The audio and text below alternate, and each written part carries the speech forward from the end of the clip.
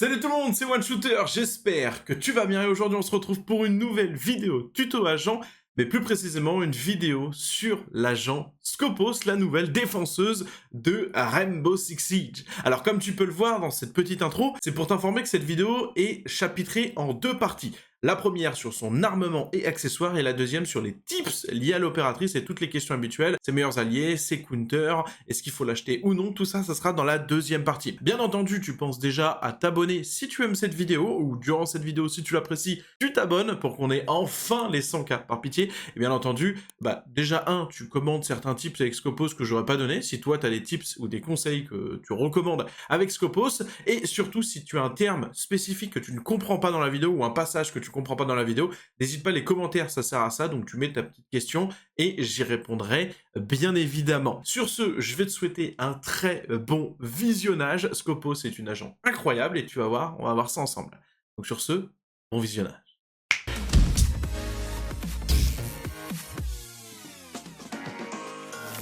Scopos dispose d'une arme principale, la PCX-33. Fusil d'assaut avec peu de recul, mais une cadence lente, je la joue canon long pour maximiser ses dégâts et viseur holographique principalement. En poignée, j'utilise la poignée verticale pour réduire son recul le plus possible, vu que j'ai le canon long et non pas le cache-flamme. Si vous trouvez qu'il y a trop de recul, optez pour un cache-flamme. Perso, en termes de feeling, c'est un mix entre la MP5 et la 416C de Jaeger. Son arme secondaire est le P229 que je vais jouer silencieux justement parce que comme je fais des bacs, je l'utilise pour détruire du stuff discrètement. Bien entendu, si vous voulez le jouer et réduire au maximum son recul, je vous invite à prendre le frein de bouche. En accessoire, vous aurez le choix entre grenade à percussion ou bien alarme de proximité, je vous recommande les grenades, et son gadget quant à lui s'appelle les Robothéon V10. Une paire de robots pilotés à distance, un comme agent et l'autre comme outil d'observation qui peuvent être échangés. Alors pour faire simple, les deux robots sont jouables à tour de rôle et vous pouvez les intervertir à tout moment dans le round. Quand vous ne jouez pas un robot, il va se replier sur lui-même pour former un bouclier balistique assez gros avec une caméra blindée intégrée. Et quand vous prenez le contrôle, il se déplie tel un Transformers pour être joué normalement et l'autre robot prend la forme d'un bouclier. Faut savoir que chaque robot a sa propre vie. Cependant, son stuff tel que les grenades à percussion sont liés. Bien entendu, pas de panique, ils ne sont pas indestructibles ou autres, faut les voir comme des agents absolument classiques. On verra dans la deuxième partie d'ailleurs comment les contrer et comment bien les jouer. Les stats de Scopos sont 2 de vitesse et 2 de protection, et si vous voulez plus d'informations sur les accessoires dans Rainbow Six Siege, sachez que j'ai fait une vidéo tuto accessoires complète que je vous mets en description, mais aussi en annotation. Maintenant que vous savez ce que je mets sur mes armes et pourquoi, quels sont mes conseils pour mieux la jouer et vous rendre indispensable auprès de vos alliés. Déjà, avant de savoir les tips avec, faut savoir dans quel but Ubisoft a créé cet agent. Et bah c'est simple,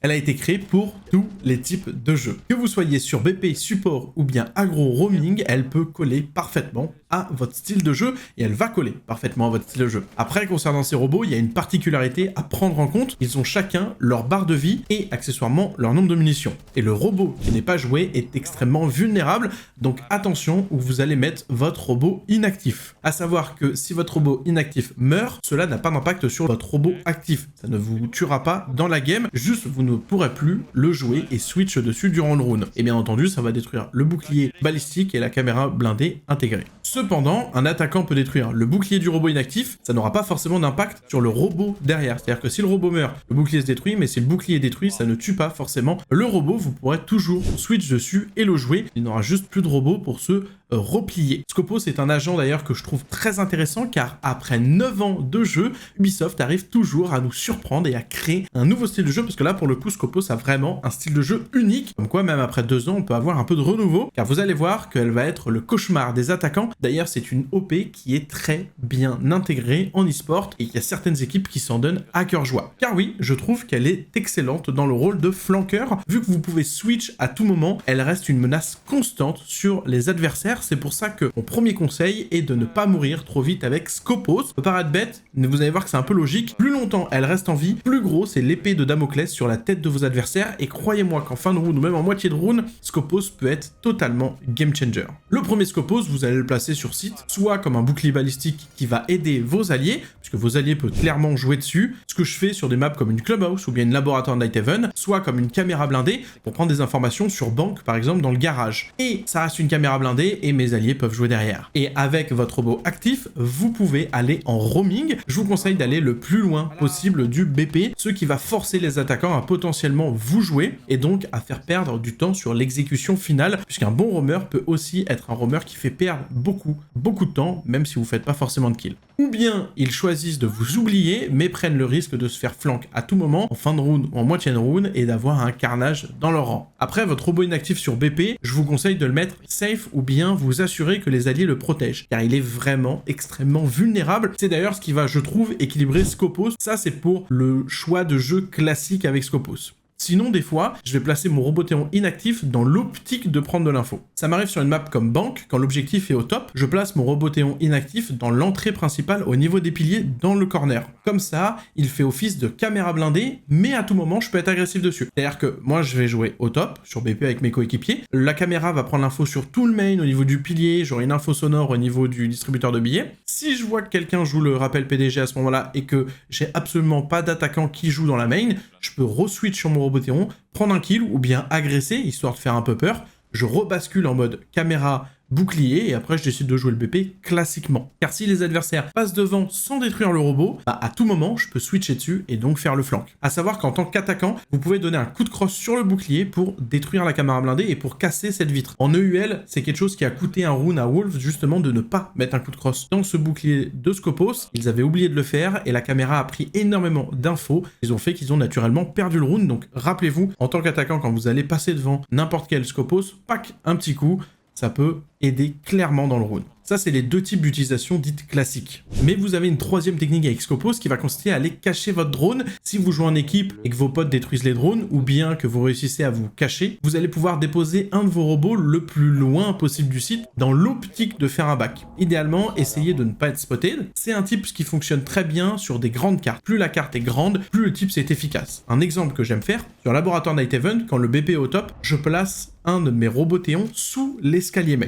Je joue mon robot classique sur BP, c'est-à-dire que là, je joue dans l'optique de commencer le round sur BP. Avec ce type-là, faut forcément commencer sur BP. Et en cas d'attaque au côté escalier main, je peux, dans le round, faire un flank pour flank mes adversaires. Et ça fonctionne très bien. C'est-à-dire que vous allez jouer support sur BP, les gens vont se dire, ok, Scopos c'est sur BP. En fait, au préalable, vous avez caché un de vos drones le plus loin possible, au niveau, par exemple, des insertions, ou bien le plus loin possible du BP, là où les attaquants seraient déjà potentiellement passés. Je peux donc soit faire un kill et jouer agressif la position, ou bien me faire spotted, faire un peu de bruit, ce qui va forcer les attaquants à prendre l'info au niveau du back et retourner sur BP pour jouer mon autre Robothéon et aider mes coéquipiers ou bien me replacer. C'est un type qui a fonctionné très bien et d'où le fait que plus la carte est grande, plus dure sera la prise d'information pour les attaquants et surtout une prise d'information constante. Faire ça sur une map comme repère, consulat, banque, c'est idéal car il y a de nombreuses pièces et c'est dur de tout contrôler pour les attaquants, surtout une map comme repère ou bien consulat. D'ailleurs, le meilleur counter que je peux donner à un attaquant n'est pas de détruire le robot qui est en mode bouclier, surtout pas. Ce que j'aime bien faire et que je recommande car je me le suis pris et c'est un peu humiliant est de placer une clé mort derrière le robot inactif si vous savez qu'il a mis son robot loin du BP pour potentiellement faire un flank. Car au moment où le joueur Scopos switch de robot, il n'a pas l'info si la caméra est derrière lui, on peut voir que devant nous. Et à ce moment-là, il va activer la clé mort puisqu'il va prendre le contrôle du robot, se déplacer, activer la clé mort et boum, le tour est joué. C'est le meilleur moyen d'éliminer un Scopos simplement et facilement car il va forcément vouloir jouer son second robot. Limite, après, faites-vous repérer pas loin de son robot inactif pour lui donner envie de switch. Un peu comme si vous lui donnez du miel et vous dites allez vas-y, fais-le. C'est pour ça que je dis attention avec Scopos car votre second robot est votre tendon d'Achille vu qu'il est très vulnérable. Et en même temps, la clé mort, elle pètera forcément au niveau de votre tendon d'Achille. D'où le fait que c'est un peu humiliant parce que quand tu le fais, t'as aucun moyen de counter cette clé mort-là et ce type-là. Et en fait, quand les gens jouent Scopos, ils vont forcément avoir envie d'utiliser la mécanique. C'est sûr et certain en fait. Mais ce qui est bien avec Scopos, c'est qu'elle apporte une nouvelle mécanique. Cette mécanique de pouvoir se déplacer d'un endroit à un autre. Donc vraiment, gardez en tête de toujours l'utiliser un maximum. Soyez vraiment toujours en mouvement. Je vois beaucoup de Scopos qui s'endorment sur site. Bougez, soyez créatifs, essayez de trouver des tips, des strats, peu importe, mais vraiment, gardez en tête de toujours être mobile. Avec Scopos, vous pouvez avoir cet effet d'être partout et nulle part à la fois. Vraiment, rendez fou vos adversaires au maximum. Même dans vos duels, c'est une mécanique qui peut vous être utile et vous sauver la vie ou bien faciliter vos duels. Puisque vous pouvez être d'un côté, tirer un peu sur votre adversaire, switch de robot, tirer à nouveau, l'adversaire va être un peu déstabilisé, ce qui va permettre de vous replacer ou potentiellement de bien jouer plus facilement votre duel. Rainbow Six à la base est un jeu de game sense, d'intelligence de jeu. On s'en fiche d'affronter un adversaire de face et de faire le kikou pucelle sur TikTok. Doc. On est là pour abattre l'ennemi simplement et efficacement et gagner nos duels, nos rounds, nos games et finir champion. Donc utilisez au mieux cette mécanique pour vous ouvrir de nouvelles opportunités de jeu, de duel, bien de rounds gagnés facilement. Cependant, gardez en tête que la transition fait du bruit et elle est un peu longue. Donc ne vous faites pas avoir sur un timing, et c'est comme tout, ça se travaille. Plus vous allez jouer Scopos, plus le timing vous allez commencer à l'apprendre, commencer à le maîtriser et ça sera beaucoup plus simple par la suite. Un autre tip avec Scopos, c'est de profiter des robots pour être agressif sur certaines positions. Car si tu ne le sais pas, Scopos est invulnérable au gaz de smoke, mais aussi au feu de Goyo ou bien Tachenka. Ce qui te permet de jouer des positions agressives ou bien de faire des combos très efficaces. Souvent, un smoke va lancer son gaz pour tempo et donc les attaquants vont comme patienter entre guillemets. Là, vous pouvez surgir du gaz et aller prendre un kill. Et croyez-moi que ça surprend énormément. Pareil pour des Goyo. Vous pouvez jouer contact à des Goyo sans problème car même si le feu explose, vous n'allez pas mourir. Et justement, sur des positions contact, vous pouvez faire un carnage, car pareil, les attaquants vont relâcher leur vigilance. En fait, dans Rainbow Six, on n'a pas l'habitude de voir des gens, hormis un smoke qui traverse son gaz de smoke, mais on n'a pas l'habitude de voir un Goyo, ou bien un Tachenka, ou bien des smokes, ou bien n'importe quel opérateur traverser le feu, traverser du stuff. Je parle dans un elo où les gens sont pas trop bêtes, il y a des gens qui se suicident, mais là, vraiment, Scopos, vous pouvez surgir des flammes et potentiellement mettre une gifle à des attaquants. Et ça fait extrêmement mal. Vous pouvez jouer une zone contact, aggro, et dès que ça devient la merde, là vous pouvez activer un Goyo par exemple qui est là pour tempo, pour gaspiller quelques secondes de répit, et pouvoir recharger ou bien vous repositionner facilement, tout en étant dans le feu, mais en restant entre guillemets safe. Par contre, inversement, ne vous faites pas avoir sur ça. Déjà, faut savoir que les Robotéons ne peuvent pas être soignés, que ce soit par Doc ou bien Thunderbird, et bien entendu, un Glass peut vous repérer, car j'ai déjà eu cette question. Une autre mécanique d'ailleurs que j'adore avec Scopos, c'est que c'est un très bon counter à Demos et à Jackal. Et oui, si vous jouez Demos ou bien Jackal, faites extrêmement attention car vous pouvez scanner Scopos, mais il faut savoir que quand Scopos change de Robotéon, le gadget de Demos ou bien de Jackal perd la traque du Robotéon qui était pingé, ce qui est très pratique pour enlever l'aggro d'un Demos ou bien d'un Jackal. D'ailleurs, si vous jouez Scopos, utilisez ça à votre avantage. Soit vous gardez le ping sur vous, comme ça vos alliés sont safe de jouer et le Demos ou bien Jackal étant loin ne vous pose pas de problème, soit vous attirez volontairement le Demos et le Jackal dans un piège, car il est trop gourmand et va venir vous chercher, et vous avez au préalable caché un robot pas trop loin, ou bien même un robot sur site. À ce moment-là, vous changez de robot pour enlever le ping, et ensuite vous reprenez votre position, et là vous pouvez le jouer, et là ça va déstabiliser le Demos ou bien le Jackal, puisqu'il sera dans votre piège, il sera rentré dans la carte pour venir vous chercher. Mais dans tous les cas, si vous jouez Demos ou bien Jackal, faites attention quand vous allez chercher un Scopos en roaming, ça pourrait vous être fatal. Maintenant que vous avez mes conseils avec Scopos, quels sont ses alliés efficaces et à contrario ses Nemesis. On va commencer par ses Nemesis. Premièrement, Doc Ivy. En plus d'avoir un appel qui est casse-pied, cet appel bloque votre échange de robots, et le truc le plus chiant, vous avez un logo énorme sur votre écran qui est extrêmement problématique en jeu. Vous allez vraiment détester Doc Ivy, je sais même pas ce qu'il aurait passé par la tête. Deuxièmement, Brava. Celle-là aussi elle est casse-pied, elle va pouvoir détruire votre drone inactif car elle peut le hacker, ce qui va faire en sorte, non pas de le contrôler, ça serait trop cheaté, mais de le faire imploser. Pour ça que je vous disais que votre drone inactif est extrêmement fragile et vulnérable. Troisièmement, Flores ou bien les explosifs en règle générale. Flores ou bien les explosifs vont pouvoir détruire votre Robotéon inactif, ou du moins le bouclier en lui-même, et le robot, lui, il mourra s'il y a un explosif, une grenade, bien un drone de Flores. Et sachez que les explosifs type Zofia ou bien H peuvent détruire le bouclier et potentiellement après vous faire tirer dessus et mourir. Quatrièmement, les abeilles de Grimm peuvent détecter les Robotéons. Cinquièmement, les IEM. Alors les IEM sont un bon counter pour Scopos, alors pas de panique, ils vont pas vous immobiliser, mais ça va empêcher Scopos de switcher de robot. Ce qui est très pratique si par exemple vous avez réussi à la bloquer en roaming pour l'empêcher de fuir. Sixièmement, Jackal. Jackal peut voir les empreintes de pas et traquer Scopos, et d'ailleurs avec son up récent, c'est un excellent counter pour chasser Scopos avant qu'elle ne prenne la fuite trop vite, puisque vous avez simplement à suivre ses empreintes de pas. Maintenant qu'on a vu ses counters, quels sont ses alliés efficaces? Premièrement, Mute. Idéal pour vous protéger d'une Brava, d'un Flores drone ou bien d'un drone qui prendrait une information sur vous et vous casserait les pieds. Deuxièmement, Jagger ou bien Wamei. Et oui, vous êtes une chips face à des explosifs, donc un Jagger ou un Wamei, vous allez fortement les bénir. Troisièmement, Smoke, Goyo ou bien Tachenka. Et oui, ça peut paraître bête, mais le combo Scopos avec un de ses agents rend le tout très agressif et apporte de la nouveauté in-game, ce qui est extrêmement bien. Maintenant, si je devais répondre à la question habituelle de fin de vidéo, Scopos mérite-t-elle qu'on l'achète?